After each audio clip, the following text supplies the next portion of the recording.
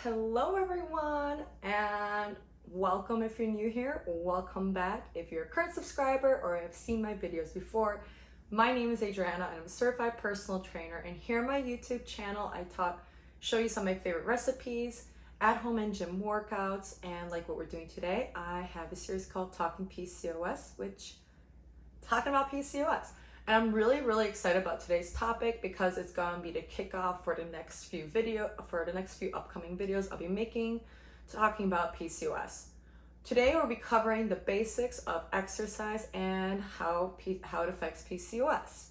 So I am very passionate about exercise. I love helping people. I love teaching people how the benefits of it, helping people towards their goals, whatever it may be, personal goals or health goals. And of course, as me having PCOS, exercise has helped me so much when it comes to like working out, improving my everyday life. So I'm really excited about this series and getting to teach you some things and talk about these studies.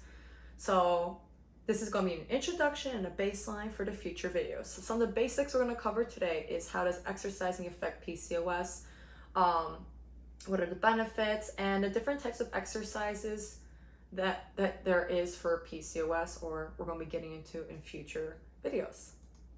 But let's first start off with what is PCOS as a quick recap if you haven't seen my previous videos. So PCOS is a hormonal and metabolic disorder that affects many women in their reproductive age, and it could affect them as well after reproductive age. It is one of the leading causes of infertility, and there's multiple symptoms that come with PCOS.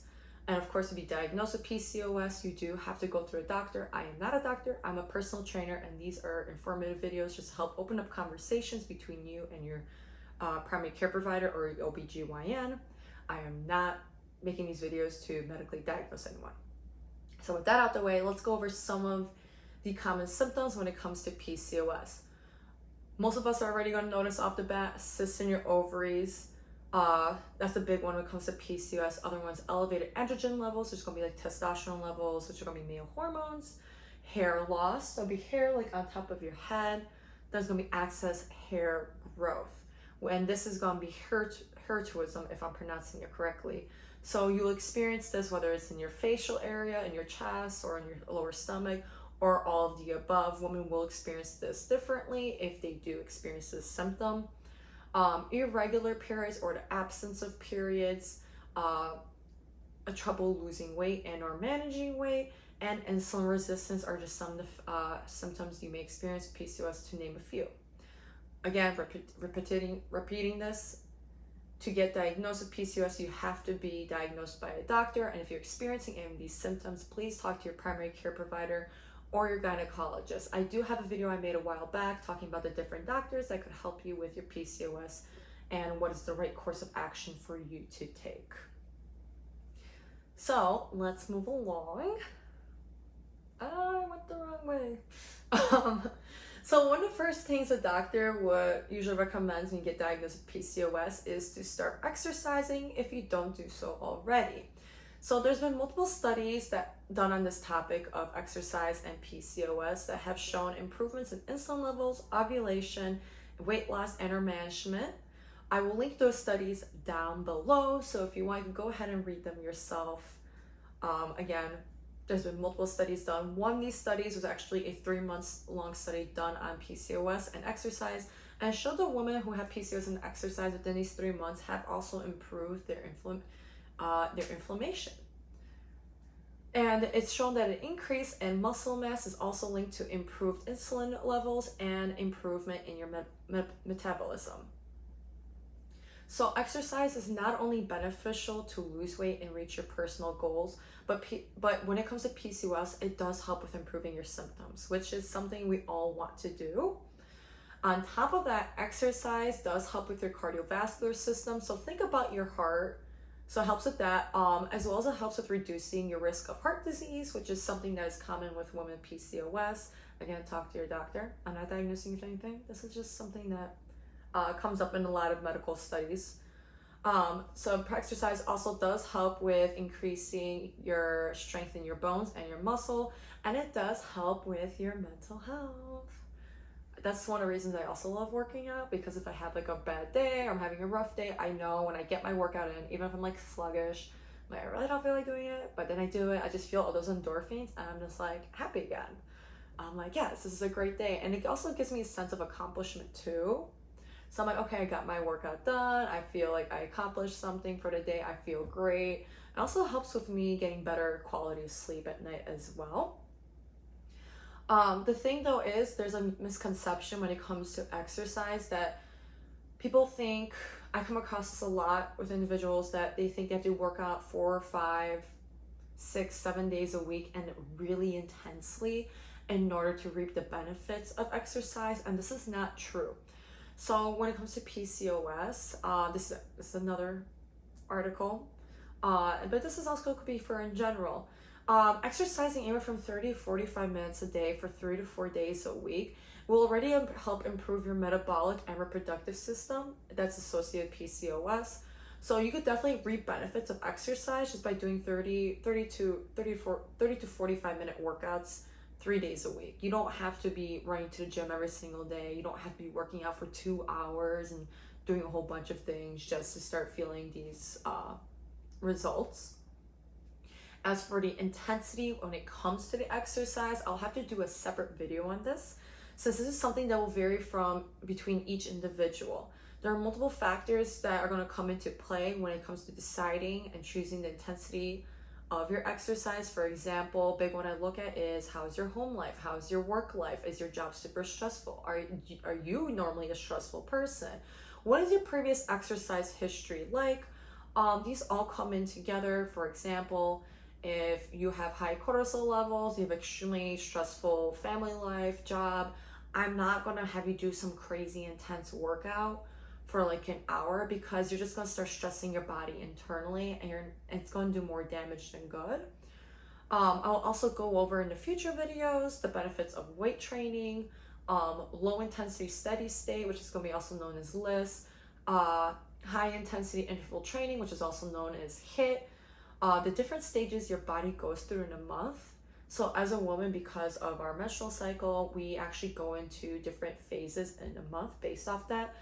So some weeks you're gonna feel a lot stronger, some weeks you're gonna feel a lot weaker. And if you've experienced that like just on your own, like, oh, last week I was able to do this and this, but then this week I feel like I can't lift this heavy, I can't do as much.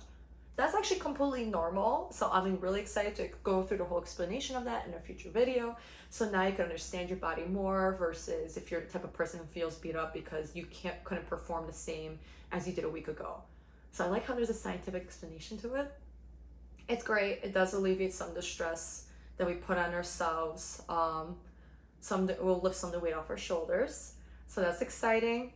But as a personal trainer, when it comes to starting off a new workout program, I always recommend, especially if you haven't worked out or exercised in the past, or you're infrequent about it, go slow. Go slow. So the last thing I want anyone to do is to jump into a new exercise program full force. Especially if you haven't exercised before, you're not sure exactly what you're doing, and you don't have a coach that's going to help you guide through the process and help teach you how to do these things.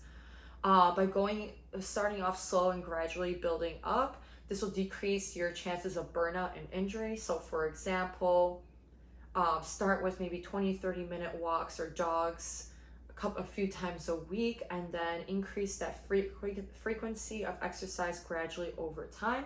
Versus like, it's day one, I'm gonna run 2 miles, and next thing you know, you feel like your shins are splitting and you're gonna be sitting at home, icing it, feeling like shit, your whole body's sore.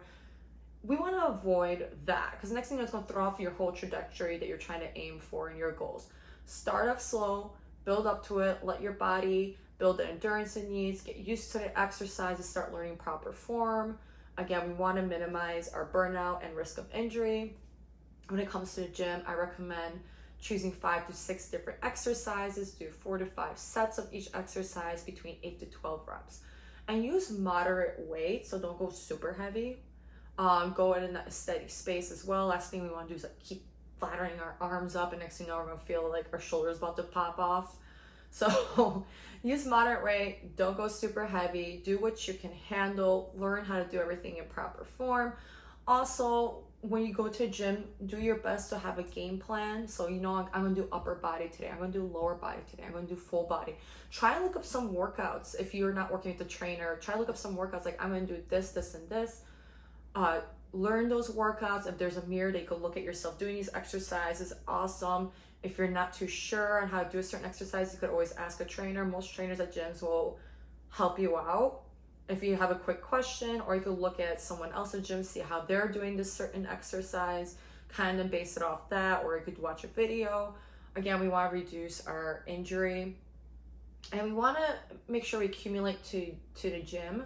So don't feel intimidated picking up weights or sitting at a bench or anything. That this is a shared space. We're all in different parts of our journey. I have a lot of clients who I train in person and even online, who are just doing exercise programs or to feel intimidated by lifting weights. Again, no need to feel intimidated. Within a few weeks, you're gonna feel like you got this. So we all started somewhere, and it's very understandable. But there is I'm gonna give a gentle reminder though, especially if you haven't been in gym before, but as a personal trainer, there's no such thing as spot reduction. So what I mean by this is, say you have a personal goal of wanting to get abs.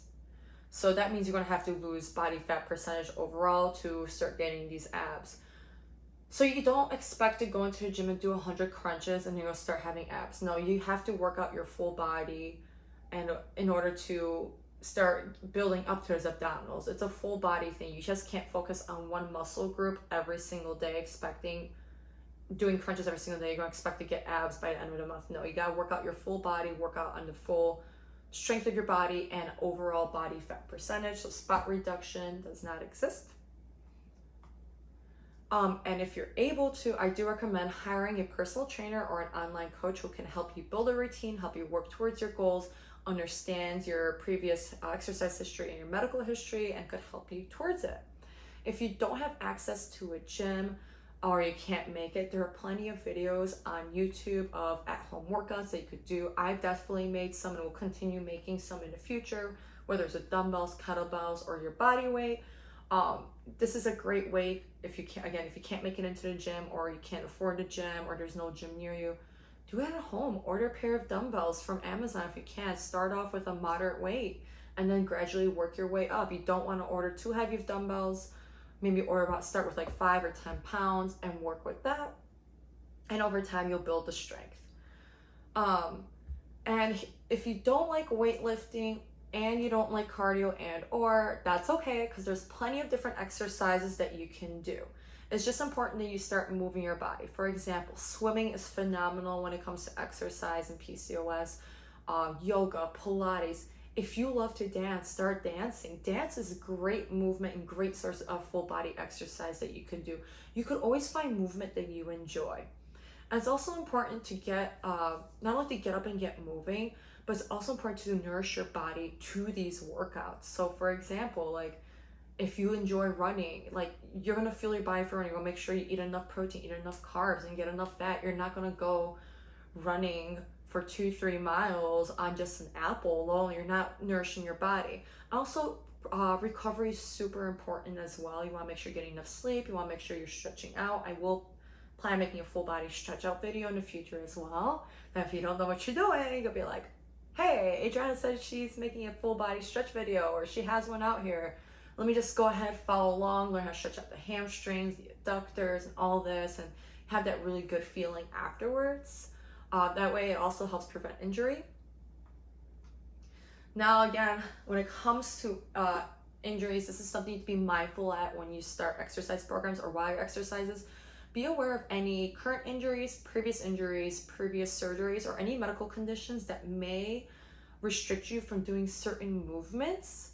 Most personal trainers will know based on like whatever medical condition you may have, and you tell them, or any injury, on what to avoid or how to work around it, or like a substitute different exercise for it.